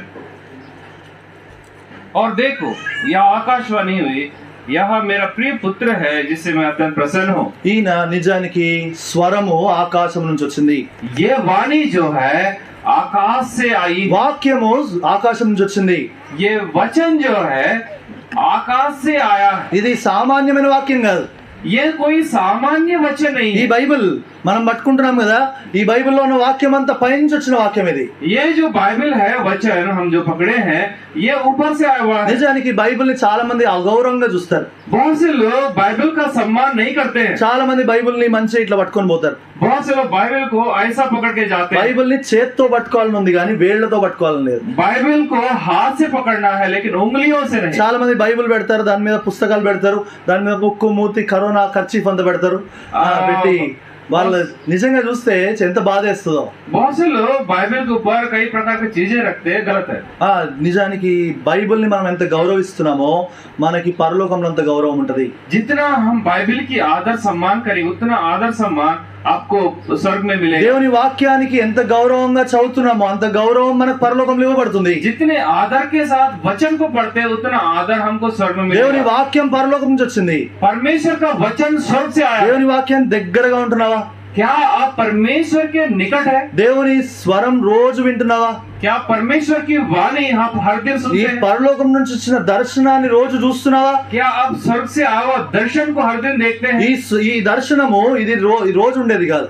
ये दर्शन जो हर दिन नहीं रहेगा. కొన్ని అన్న కూడా పొద్దున చెప్పాడు, కొన్ని దినాల తర్వాత ఈ దర్శనం పోవచ్చు. सुबह बताया गया है कुछ दिनों के बाद ये दर्शन मिट जाएगा. ఎందుకంటే వాక్యము ఆగిపోయే రోజు రాబోతా ఉంది. क्योंकि वचन रुक जाने का समय पहुंचने वाला है. దేవుని వాక్యం విలువైనది. परमेश्वर के वचन बहुत ही बहुमूल्य है. దేవుని వాక్యం దొరికినప్పుడే దాన్ని తినాలా. जब कभी परमेश्वर का वचन मिलता है तब हम स्वीकार करना है। ఉదయకాలము ప్రభు దగ్గరికి వెళ్ళి ప్రభువా నాతో మాట్లాడు ప్రభువా అని వాక్యం చదివిన రోజుందా? सुबह के दिन हम परमेश्वर के निकट जाके प्रभु जी आप मुझसे बात कीजिए, ऐसा कभी हम पढ़े हैं? యవనస్తులు ఉన్నారు కాబట్టి ఓ మాట చెప్తా. जवान लोग हैं इसलिए मैं एक बात నేను बताऊं। నా యవన దినాల్లో ఇది అలవాటు చేసుకున్నా. मेरे जवानी के दिनों में मैं इसको आदत किया। ఉదయకాలం బైబిల్ చదవాలా? सुबह बाइबल पढ़ना। అయితే బైబిల్ చదవాలి అనిపించట్లేదు నీకు. आपको बाइबल पढ़ने का इच्छा नहीं हो रहा है। ఒకవేళ అనిపించకపోతే यदि आपको ऐसा इच्छा नहीं है, ఒక చిన్న తీర్మానం చేసుకో. आप एक निर्णय लो। ప్రభా ఈ రోజు నేను బైబిల్ చదవట్లేదంటే నేను ఈ రోజు బ్రష్ చేయను, స్నానం చేయను. प्रभु जी यदि मैं आज बाइबल नहीं पढ़ूंगा तो ब्रश नहीं करूंगा, नहीं नहाऊंगा। ఈ తీర్మానం చేసుకో. ये निर्णय कर लो। సరిపోతుంది. ఫస్ట్ డే ఒక రోజు ఈ రోజు బైబిల్ చదవాలనిపించలేదు, आज के दिन आप बाइबल को पढ़ना आपको इच्छा नहीं हुआ, బ్రష్ చేయొద్దు, ब्रश नहीं करो, స్నానం కూడా చేయొద్దు, नहीं नहाओ, కాలేజ్కి వెళ్ళిపో, పనులకు వెళ్ళిపో, వచ్చేసి कॉलेज जाओ, काम में जाओ, वापस आओ। తర్వాత రెండో రోజు दूसरा दिन మళ్ళీ కూడా బైబిల్ చదవాలనిపించలేదు, फिर से आपको बाइबल करने का मन नहीं है, రెండో రోజు కూడా పళ్ళు తోమద్దు, స్నానం చేయొద్దు. दूसरा दिन भी ऐसे करना है। 3 రోజులు 4 రోజులు అవుతుంది. 3-4 दिन होना। అప్పుడు మంచిగా మీటింగ్ వచ్చి కూర్చుంటే అక్క ఏమైంది అక్క, तब आप मीटिंग में आके बैठोगे तो आपको भगाएंगे। అప్పుడు అర్థం బాగా వెళ్ళగొట్టం కానీ పక్కన స్నానాలు కలిసి చూపిస్తాం. నిజానికి బైబిల్ చదవకపోతే ఈ చిన్న తీర్మానం చేసుకోండి. बाइबल नहीं पढ़ोगे तो ऐसा करके देखो। మీ శరీరము మీ నోరు ఎంత వాసన కొట్టి కంపు కొడుతుందో అప్పుడు అర్థమవుతుంది. आपका मुंह कितना बदबू देगा आपको समझ में आएगा। ఈ బయట 4 రోజులు స్నానం లేకపోతే శుభ్రంగా లేకపోతేనే మనం ఇంత బాధపడుతుంటే बाहर जो शरीर है हम नहीं नहाएंगे, ब्रश नहीं करेंगे तो इतना तकलीफ उठाते हैं। దేవుని వాక్యం అనే దర్శనాన్ని నీ హృదయంలోకి ఆత్మలోకి పంపించకపోతే నీ హృదయం ఎంత కంపు కొడుతుందో అర్థం కావట్లేదు. परमेश्वर का दर्शन, परमेश्वर का वचन को आपके हृदय में जगह नहीं दोगे तो आपका हृदय कितना बदबू आएगा। ఎంతవరకు ఇప్పుడు కంపు బయటికి వస్తా ఉంది అర్థం కావట్లేదు నీకు. आपको अब तक समझ में नहीं आया कि आपके हृदय से बदबू बाहर आ रहा है। దేవుని వాక్యం చదవడం నేర్చుకుందాం. परमेश्वर का वचन पढ़ना सीखेंगे हम। రెండోది ప్రభు వాక్యం పైనుంచి వచ్చింది. दूसरा परमेश्वर का वचन ऊपर से आया है। మూడోదిగా చూసి ముగిస్తావా? तीसरा हम देख के अंत करेंगे। ఆదికాండం 28 उत्पत्ति 28 28వ అధ్యాయంలో उत्पत्ति 28 में అక్కడ చాలా ఉన్నది, అయితే ఒక్క మాట మాత్రం చదువుకుంటాం. हम केवल एक बात पढ़ेंगे। 17వ వచనం 28 17 28 का 17 17 భయపడి ఈ స్థలం ఎంతో భయంకరము, ఈ దేవుని మందిరమే గాని వేరొకటి కాదు, పరలోకపు గవిని ఇదే అనెను. वहाँ लिखा, छोटा सा भाग पढ़ेंगे। बैक आकर उसने कहा, यह स्थान क्या ही भयानक है, यहाँ तो परमेश्वर का भवन छोड़ा कुछ नहीं है। ఈ మూడోదిగా तीसरा దేవుని మందిరం పైనుంచి వచ్చింది. परमेश्वर का भवन ऊपर से आया। అది ప్రత్యక్షత, वो एक दर्शन है, అది మందిర ప్రత్యక్షత. वो दर्शन भवन की दर्शन है। అందుకే దాని మందిరం పేరు ఏంటంటే ప్రత్యక్షపు గుడారము. इसलिए उस भवन का नाम है मिलाप वाला तंबू। అది ప్రత్యక్షత, అది కనిపి పైనున్న పరలోకంలో ఏ మందిరం ఉందో భూలోకంలో అదే మందిరం మనం చేస్తా ఉన్నాం. जो स्वर्ग में भवन है उसी को हम इस धरती पर निर्माण ఇక్కడ ఎట్లయితే హల్లెలూయా పాటలు పాడుతున్నామో అక్కడ కూడా వెళ్ళి అదే పాటలు పాడతాం. जिस तरह हम यहाँ पे हालेलुया गीत गाते हैं, जब वहाँ पे जाएंगे तो भी वही गीत गाएंगे। అందుకే ఒక యవనస్తుడు నన్ను వచ్చి అడిగాడు, एक जवान मुझसे आके पूछा, ఏందన్నా మీ హెబ్రోనులు సంపుతారు, उसने पूछा कि क्या भाई आपके एब्रोन वाले तो मार डालते हैं। పొద్దున్న ఫ్యామిలీ ప్రేయర్ నుంచి రాత్రి ఫ్యామిలీ ఇంతసేపు కూర్చోబెడతారా? सुबह फैमिली प्रेयर से लेकर रात में पारिवारिक प्रार्थना तक इतना बिताओगे क्या? ఏందన్నా మీరు అసలు వదలరేంది మమ్మల్ని? क्या आप नहीं छोड़ोगे हमें? అయితే నేనన్నాను, मैंने कहा, తమ్ముడు भाई పరలోకం పోతే स्वर्ग में जाओगे, నీకు ఇక్కడ ఆరాధన స్థుతులు పాటలు ఇవే ఉంటాయి. वहाँ पे आराधना गीत और प्रार्थना रहेगा। ఇవే ఈ దేవుని విషయాలే ఉంటాయి, ఇంకేముండవు. और सब भी परमेश्वर से संबंधित बातें ఇక్కడ होंगी। ఒక రోజుకు 2 రోజులు కూర్చోడానికి కష్టపడుతున్నావు, आपको यहाँ 1-2 दिन बैठने के लिए दुख लगता అయితే है, అక్కడికి వెళ్తే నీకు అది ఇష్టంగా ఉండదు. तो वहाँ जाने से आपको पसंद नहीं ఎందుకంటే रहेगा। అక్కడ ఎప్పుడు అదే ఉంటది. तो वहाँ पे तो हर दिन वही रहेगा। నీకు ఏది బాగుంటది అంటే నరకం బాగుంటది. आपके लिए तो नरक अच्छा रहेगा, హాయిగా వెళ్ళిపోవచ్చు. आप आराम से जा सकते నేనేం हैं। నరకం బొమ్మని అనట్లే, కానీ పరలోకము ఇప్పుడు మనం ఏం చూస్తున్నాం అది రేపు పరలోకంలో ఉండబోతాం. आपको नरक जाने के लिए नहीं कह रहे, लेकिन आज के दिन जो हम देख रहे कर रहे हैं वही स्वर्ग में होगा। ఏదో అరగంట ఆరాధన ఉందని చెప్పి వేరే సంఘాలకు వెళ్ళకండి. वहाँ पे दूसरा कलिसिया में आधा घंटा आराधना रहेगा, वो उधर मत जाओ। మన సంఘంలో సహవాసంలో భక్సింగ్ గారి దర్శనం చాలా గొప్పది. परमेश्वर के दास भक्त सिंह जी का दर्शन बहुत बहुत बड़ी है। ఒక 2-3 విషయాలు చెప్పనా? आपको 2-3 बातें బైబిల్ बताऊं। వచనాలు చూపియాను కానీ బైబిల్ వచనాలు అన్ని ఉన్నాయి. वचन नहीं दिखाऊंगा, लेकिन ఈ చూడండి, బల్ల ఎక్కడ పెడతాం మనం? हम मेज कहाँ रखते हैं? ఎక్కడ పెడతాం? कहाँ रखते हैं? మందిరంలో మధ్యలో పెడతాం. भवन में हम बीच में रखते हैं। పాత నిబంధనలో पुराने नियम में మోషే ఒక మందిరం ఉండేది. मूसा का एक भवन था। ఆ మోషే కట్టిన ఆ దేవుళ్ళు లేకపోతే ప్రత్యక్ష గుడారంలో और जिसको मूसा निर्माण किया है उस मिलाप वाले तंबू में, దాని లోపల బల్ల మధ్యలో ఉండేది. उस बीच में मेज रहता था। దాని కొరకు బక్సింగ్ గారు మనం కూడా బల్లని మధ్యలో పెడదామని పెట్టాడు. ఎందుకు ముందు పెట్టలే వెనకాల పెట్టలే? इसलिए बक्सिंग जी ने भी उस बात को लेके बीच में रखा है मेज को। ఇంకోటి చెప్తాను, और ये बताओ, చాలా సంఘాల్లో వెళ్తే మీరు ఆఫరింగ్స్ చూస్తారు. बहुत से जगह में आप जाओगे तो बेड छिड़ाना देखते हैं। అది మనం గుడ్డ పట్టుకొని ఒక గుడ్డ కట్టి తీసుకొచ్చి ఆఫరింగ్ తీసుకుంటారు. एक लंबा लकड़ी में एक कपड़ा बांध के आपको ऐसा लाते आपके पास। అవి కానీ బక్సింగ్ గారు అట్లా చేయలే. लेकिन बक्सिंग जी ने ऐसा नहीं किया। బైబిల్లో ఒక మాట ఉంది, 2 దినవృత్తాంతాల్లో 2వ बाइबल రాజుల్లో में दूसरा राजा में एक बात है। ఏమనంటే ఆ రాజు ఒక పెట్టిని చేయించి ఆ పెట్టికి బెజ్జము చేసి దాన్ని బలిపీఠం పక్కన పెట్టను అని రాసుంటది. वहाँ पे लिखा हुआ है, वो राजा उस बेटी बनाकर उसमें एक छेदा करके उस वेदी के पास में रखा है। అది బైబిల్లో ఉన్న మాటే బక్సింగ్ గారు తీసుకొని చేశాడు. वो बाइबल का जो बात है उसे लेके बक्सिंग जी ने किया। ఆయన చేసిన ఆరాధన బల్ల ఈ క్రమము మీరు ఏదైనా తీసుకోండి, బయట సువార్త లేకపోతే ఆయన ప్రార్థన కూడిక, రాత్రి ప్రార్థన, ఉపవాస ప్రార్థన ప్రతిదీ బైబిల్లో ఉన్నాయి.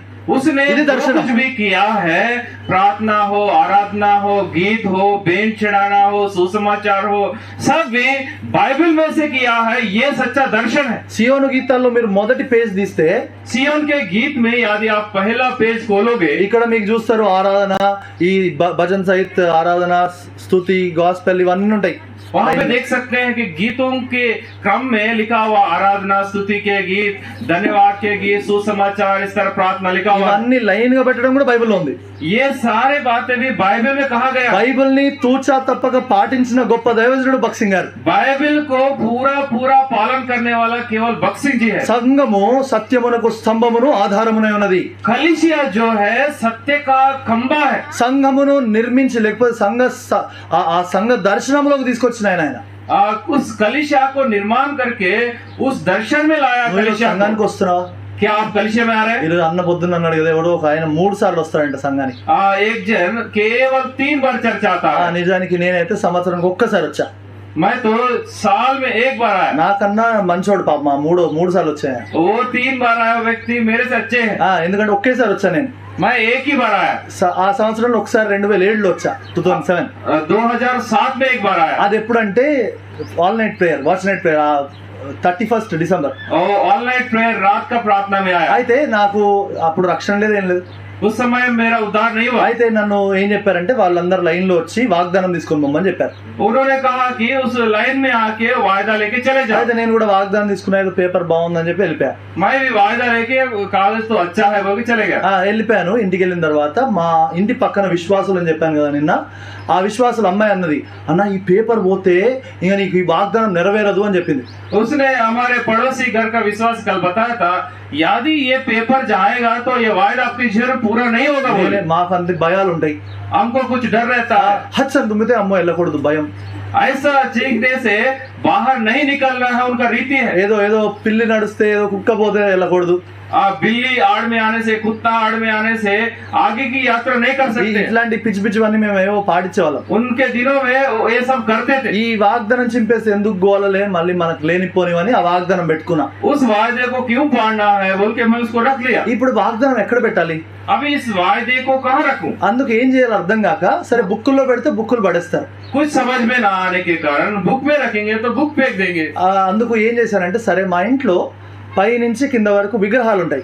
मेरे घर में ऊपर से नीचे तक मूर्तियां होते हैं। ఆ విగ్రహాల పక్కన తీసుకెళ్లి పెట్టా.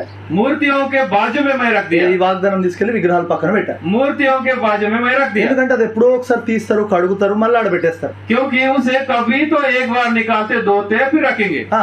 అవును, విగ్రహాలను ఎందుకు కడుగుతారు? मूर्तियों को क्यों धोते हैं? ఎందుకు కడుగుతారు? क्यों धोते हैं? మీరు ఎప్పుడు కడగలేదా?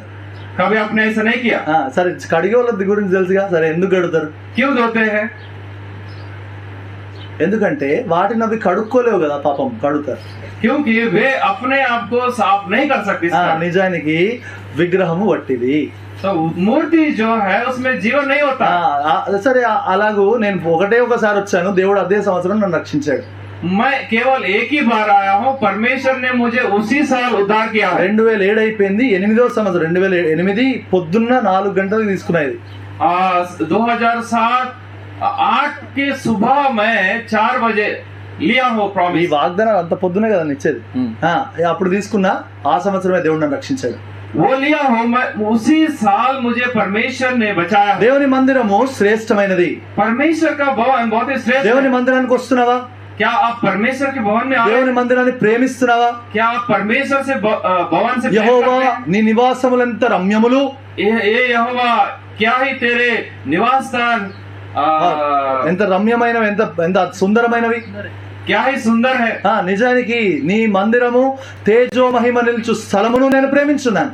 आपके भवन जिसमें महिमा निवास करता है, मैं उससे प्रेम करता నీ हूँ। దేవుని మందిరాన్ని ప్రేమిస్తున్నావా? क्या आप परमेश्वर से प्रेम करते ఒక हैं? మాట గమనించండి, एक बात ध्यान దేవుని दीजिए, మందిరంలో శ్రేష్టత ఉంది, परमेश्वर के भवन में श्रेष्ठता है, దేవుని మందిరంలో సమృద్ధి ఉంది, परमेश्वर के भवन में समृद्धि है, దేవుని మందిరంలో సంతుష్టి ఉంది, परमेश्वर के भवन में संतुष्टि है, దేవుని మందిరంలో సంపూర్ణత ఉంది, परमेश्वर के भवन में परिपूर्णता है, దేవుని మందిరంలో సమస్తం ఉంది. परमेश्वर के भवन में सब कुछ है। అందుకే ఆ బైబిల్లో రాయబడి ఉంది కదా, దేవుని మందిరం సంఘము ఆయన నింపుచున్నవాని సంపూర్ణత ఉన్నది. సంఘము క్రీస్తు ప్రభు సంపూర్ణత ఉన్నది. कलीसिया जो है मसीह की परिपूर्णता है। ఈ మందిరంలో ఆశీర్వాదం ఉన్నది. इस भवन में आशीष है।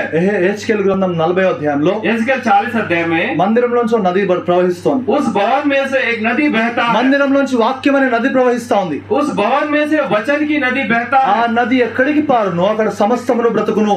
वो नदी जहाँ तक बहता है सारे प्राणी जीवित నీ रहेंगे। జీవితంలో మందిరం దగ్గరే ఉన్నావా? మందిరాన్ని ప్రేమిస్తున్నావా? మందిరంకి వస్తున్నావా? क्या आपके जीवन में परमेश्वर भवन के निकट है? क्या आप भवन से प्रेम करते हैं? क्या भवन में आप आ रहे हैं? మీరు వెళ్ళే మీ స్థలాల్లో దేవుని మందిరాన్ని ప్రేమించడం నేర్చుకోండి. దేవుడు మిమ్మల్ని ఉచ్చ స్థాయిలో ఉంచుతాడు. अपने अपने जगह में जहाँ कहीं आप चर्च जाते हैं उस भवन में प्रेम करना सीखिए। परमेश्वर आपको ऊंचे स्थान पर रखेगा। దేవుడు వాక్యం దీవించును. परमेश्वर इस वचन को आशीष दे। ఒక క్షణం మోకరిస్తాం. 1 मिनट के लिए हम घुटने टेकेंगे। మోకరించి ఒక క్షణం తీర్మానం చేసుకుంటాం. 1 मिनट के लिए हम घुटने टेक के निर्णय करते हैं। సోదరుడు భక్సింగ్ గారు, ఆయన గురించి చాలా విషయాలు విన్నాం.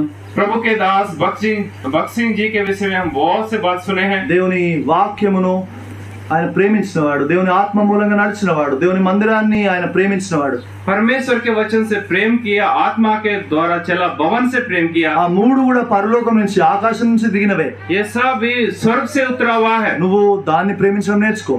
आप उससे प्रेम करना सीखे। ప్రభువా, నేను కూడా ఆత్మ మూలంగా నడవాలని కోరుతున్నాను. प्रभु जी मैं आत्मा के द्वारा चलना चाहता हूँ। ప్రభువా, నేను కూడా ఆత్మ నడిపింపులో ఉండాలని కోరుతున్నాను. प्रभु जी मैं भी आत्मा के चलाए चलना चाहता ప్రభువా, हूँ। నేను శరీరంగా నడుస్తున్నాను కానీ ఈ దినం నుంచి ఆత్మకు అప్పగించుకుంటానని చెప్తావా? प्रभु जी मैं तो इतने दिन शरीर के अनुसार चला, लेकिन आज आत्मा को सौंपूंगा। నీ కళ్ళు ఎటు చూస్తున్నాయి? నీ హృదయం ఎటు చూస్తుంది? आपकी आंखें कहाँ है? आपके हृदय कहाँ लगा నీ है? కళ్ళని, నీ హృదయాన్ని, నీ జీవితాన్ని, నీ శరీరాన్ని ప్రభుకి, ఆత్మకి అప్పగించు. आपके जीवन, आपकी आंखें, आपके हृदय को प्रभु को समर्पण करो। ప్రభువా, ఈ రోజు నా ఆత్మని, నా శరీరాన్ని, నా ప్రాణాన్ని నీ ఆత్మకి అప్పగిస్తున్నాను చెప్తావా? मेरे शरीर, प्राण, आत्मा को आपके आत्मा को सौंप देता ఆయన हूं। ఆధీనంలోకి వస్తావా? क्या आप उसके अधीन में आओगे? ఈరోజు చిన్న తీర్మానం చేసుకుంటాం. आप आज के दिन छोटा सा निर्णय करोगे।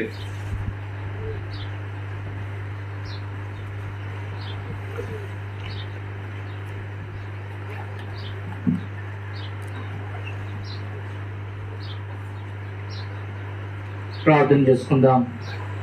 ప్రేమల తండ్రి, పరిశుద్ధమైన దేవా, జీవాధిపతి, నమ్మదగిన తండ్రి, మీ యొక్క వాక్యము అధికారం కలిగినది. మీరు ఇచ్చిన అధికారముతో, మీ స్వాతంత్రముతో, మీ ఆత్మ ద్వారా తెరవబడి ఆకాశం నుండి మీ యొక్క మాటల్లో మా యొక్క వినిపించినారు. స్తోత్రాలు. మీ వాక్యం ఎంతో శ్రేష్టమైన మాటలు. ఈ యొక్క మధ్యాహ్న కాల సమయంలో బైబిల్ స్టడీ 2వ సెషన్లో ఈ దాసులు నిలబెట్టుకొని అనుగ్రహించిన మాటలను బట్టి స్తుతిస్తున్నాం. మీరు ఇచ్చిన దర్శనము, ఆ దర్శనమునకు మేము అవిధేయులం కామని ప్రభా పౌలు ఇచ్చిన మాట, నేను అవిధేయుని కాలని ప్రభా ఏ విధంగా దర్శనం చూడడానికి మేము ఏ స్థితిలో ఉండాలో తను ఎన్నో విషయాలు నేర్పించినారు. అంతేకాదు మీ యొక్క సన్నిధి ఆకాశం నుండి ఏ విధంగా మేము పొందాలో, ఆకాశం నుండి పరిశుద్ధాత్మ మా మీదకి వస్తున్నాడు. తిరిగి దేవుని యొక్క వాక్యము ఆకాశం నుండి మా యొక్కకు వస్తుంది.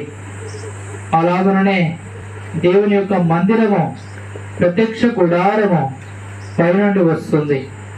కనుక ప్రభా పైనుండి వచ్చే ఆశీర్వాదములు ఈ లోక సంబంధమని కావని ప్రభా పరిపూర్ణుడైన యేసుక్రీస్తు నుండి మమ్మను సంపూర్ణులుగా చేయడానికి మీరు ఆత్మ ద్వారా అనుగ్రహిస్తున్నారన్న సత్యమును మాకు తెలిపినారు.